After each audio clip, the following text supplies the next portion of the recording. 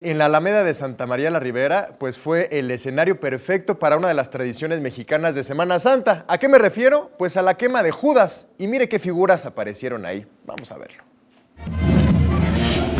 Así se vivió el 7º Festival de Cartonería realizado en la Alameda de Santa María la Ribera. El Judas elaborado durante 15 días por Sergio Cruz fue el más aplaudido por los asistentes al desfile. Su diablo titulado Ayapá, inspirado en el personaje de la Lotería Mexicana, fue ganador y acreedor a un reconocimiento.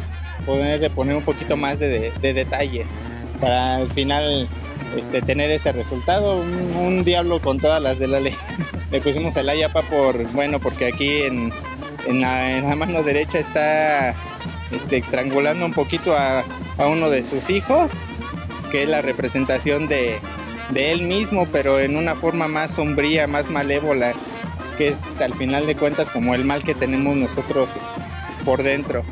Entre los 25 Judas elaborados por cartoneros de diferentes entidades se encontraban las figuras del Chavo del Ocho, de una diablita muy coqueta y del presidente Andrés Manuel López Obrador.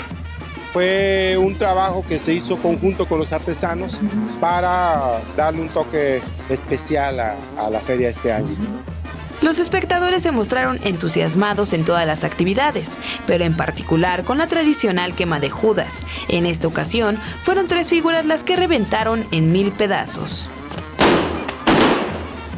Si usted se perdió el desfile de diablos, podrá ver estas figuras en una exposición en el Museo del Pulque y las Pulquerías durante un mes. Con imágenes de Javier Cordero, Iraíz Morquecho, 21 Noticias.